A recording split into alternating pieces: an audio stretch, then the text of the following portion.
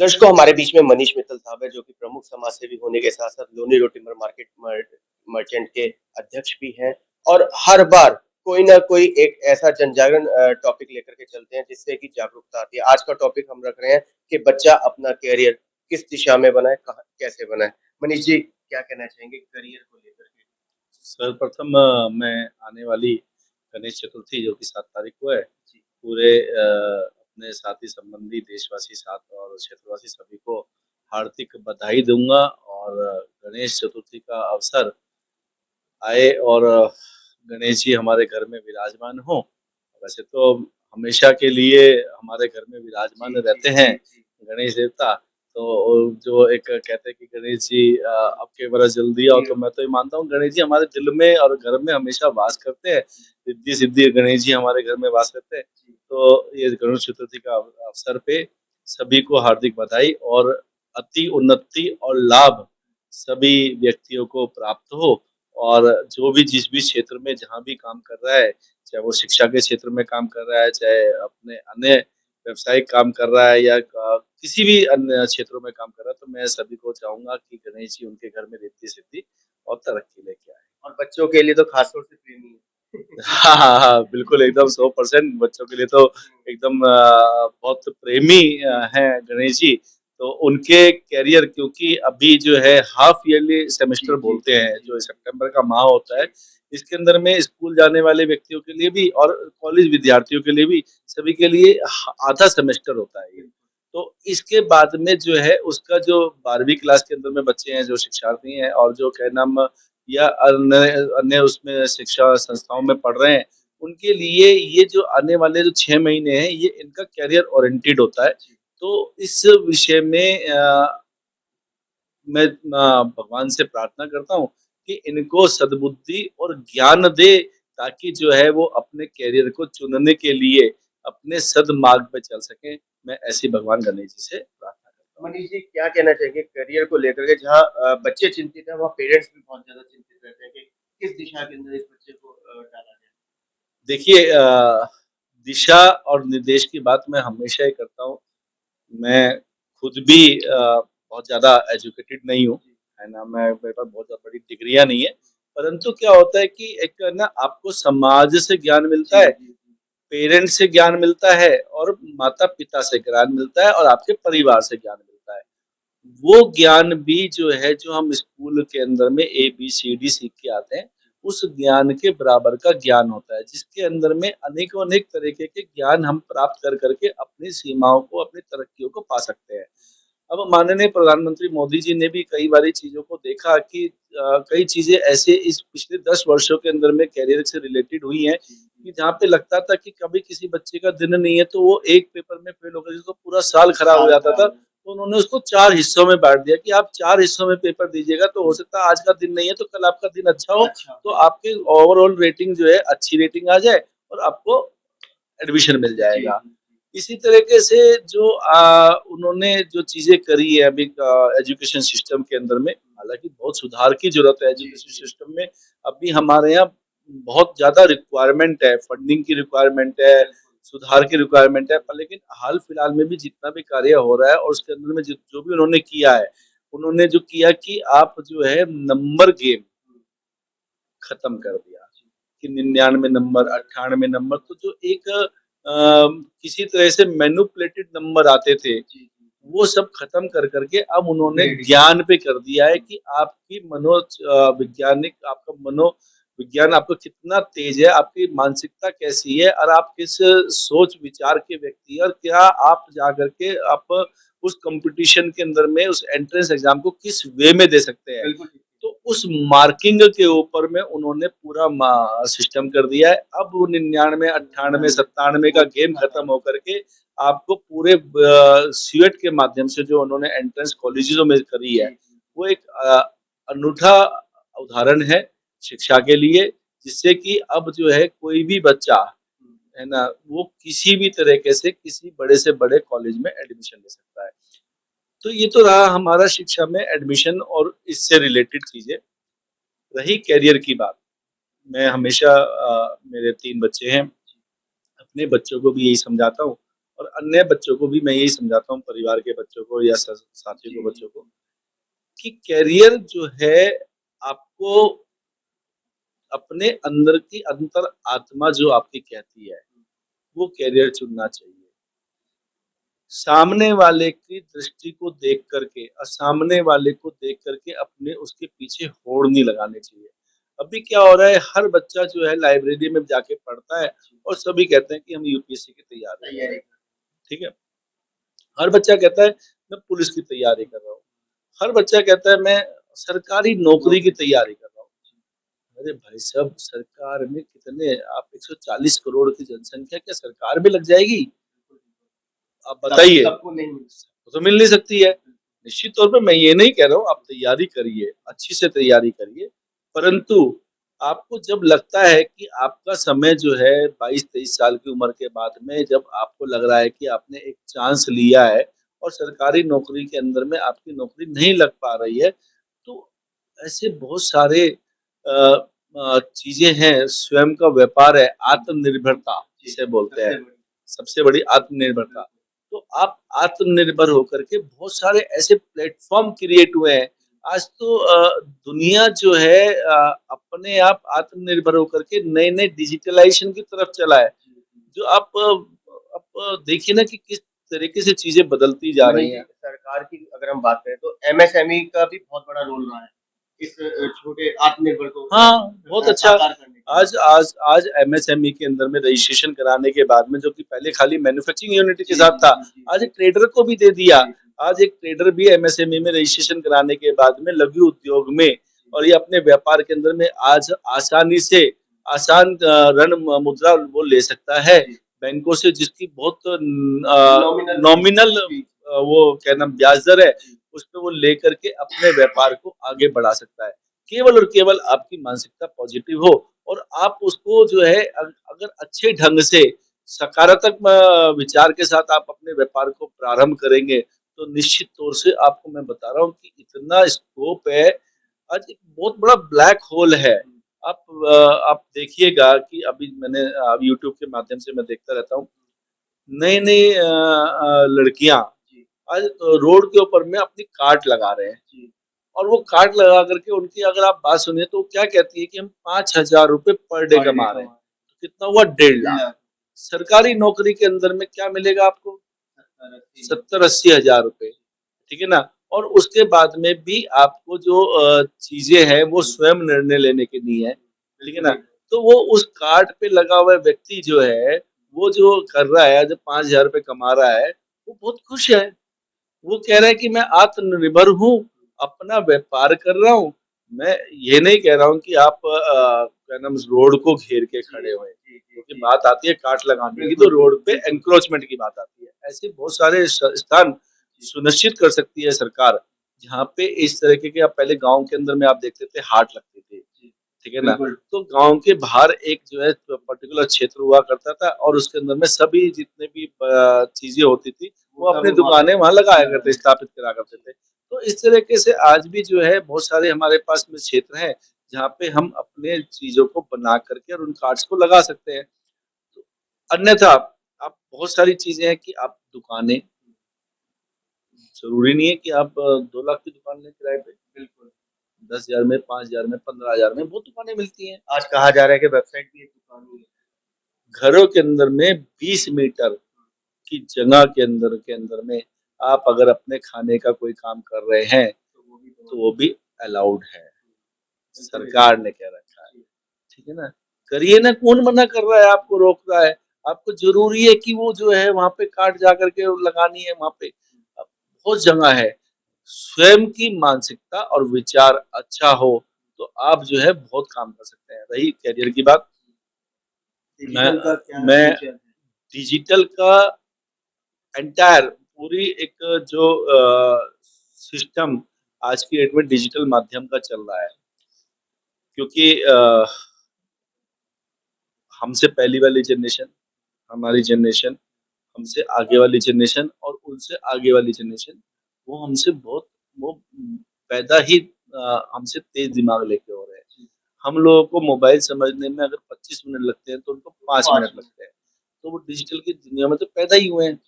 अब उसको सकारात्मक सोच के साथ में और अपनी ऊर्जा के साथ में उसको केवल ग्रहण करना है और उसको मार्केट में उतारना है। क्योंकि अभी पिछले दिनों राहुल गांधी ने एक चुटकी ली थी कि जो नौजवान बच्चे हैं वो काम करने की बजाय रील्स पर अपना कैरियर बनाने पे या कैरियर खराब करने में लगे हैं। तो आत्मनिर्भरता है, ये करियर खराब कहाँ कर रहे हैं? कौन क्या खराब कर रहा है? आज मैं पैसे कमाने का माध्यम, जी, है ना? मैं चोरी-चकारी तो नहीं कर रहा ना, बिल्कुल ठीक बात मैं कहीं डकैती तो नहीं डाल रहा ना, है। मैं कोई चप्पूबाजी तो नहीं कर रहा ना, बिल्कुल ठीक मैं बात कोई रोड रेस तो नहीं कर रहा हूँ।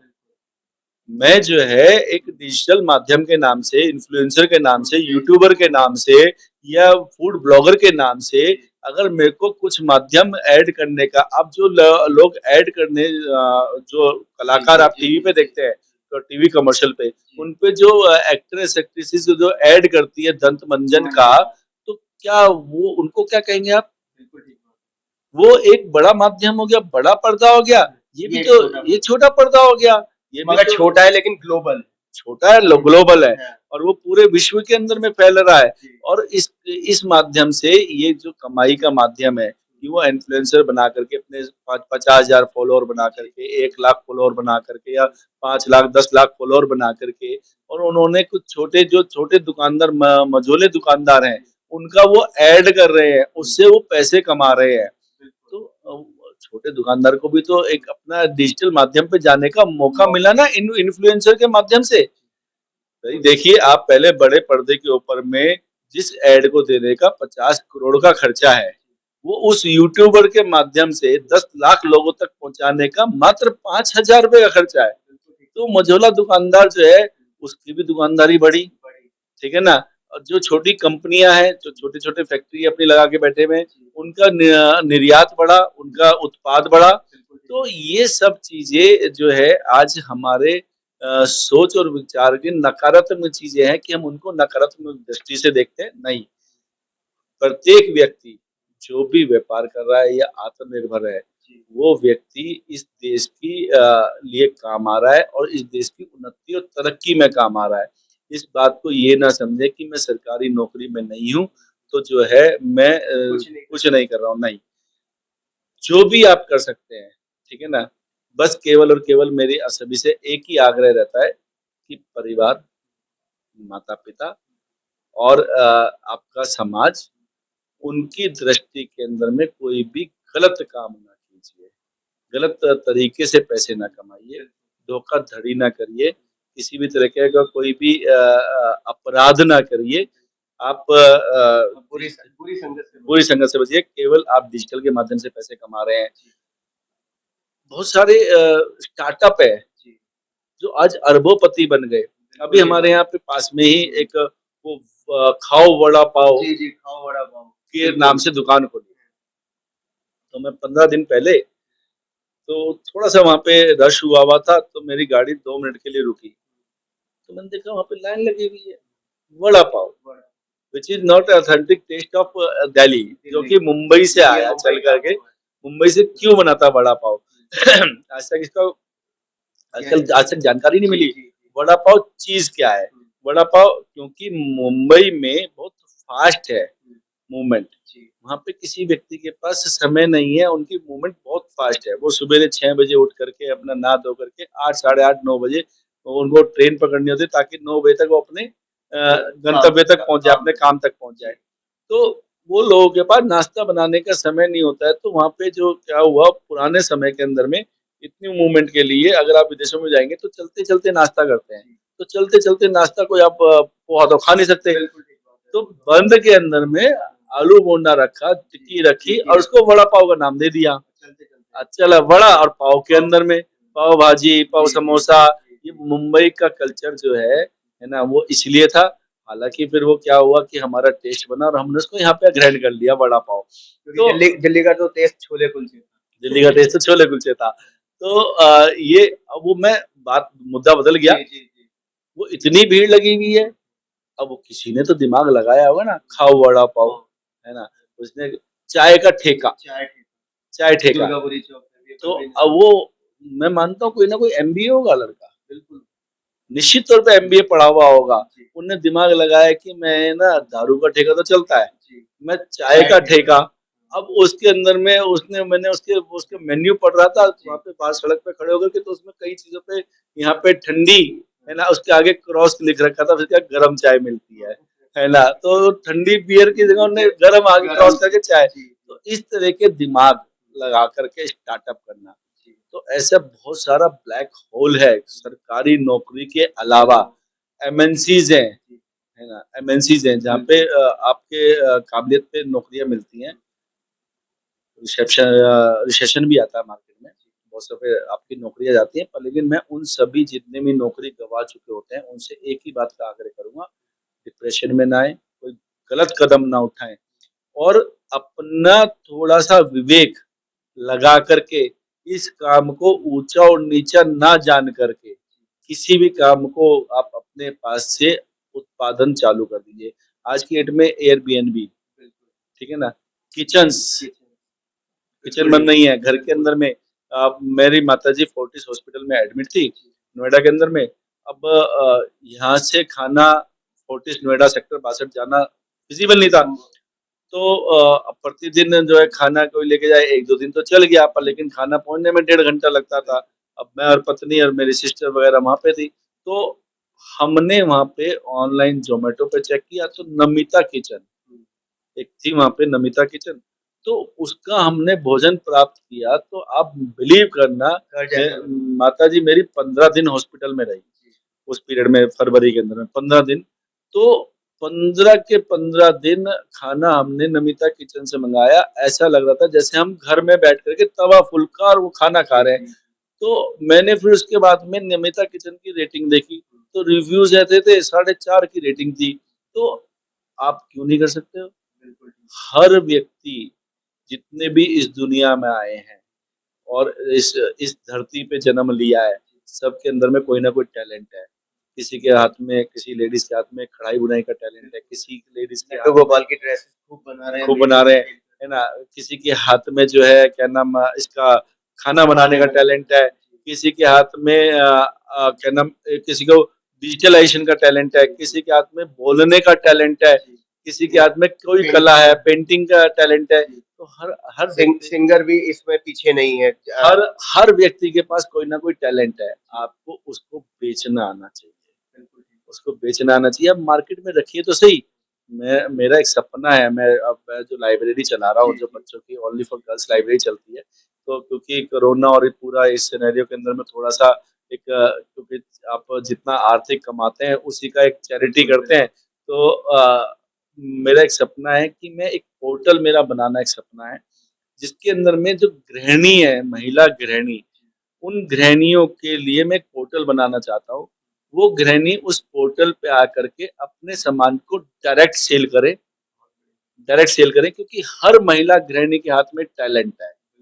हर महिला गृहिणी के हाथ में, कोई पापड़ बनाना जानती है, कोई अचार बनाना जानती है, कोई कुछ बनाना, तो वो जो है उस पोर्टल पे आके अपने सामान को डायरेक्ट सेल करे, वो पोर्टल पे डाले और वो पूरे विश्व में घूमे, पूरे विश्व से उस पोर्टल के माध्यम से कोरियर हो सके और उनके अकाउंट में कोरियर के पैसे कट के उनके डायरेक्ट अकाउंट में वापस आ सके। बहुत सुंदर। तो ये मेरा एक ऐसा विचार है। तो ऐसे कैरियर ओरिएंटेड, आप बिल्कुल भी मायूस नहीं होने की जरूरत है कि अगर आपकी सरकारी नौकरी नहीं लगती है, एमएनसी से नौकरी छूट जाती है, तब मायूस होने की जरूरत नहीं है।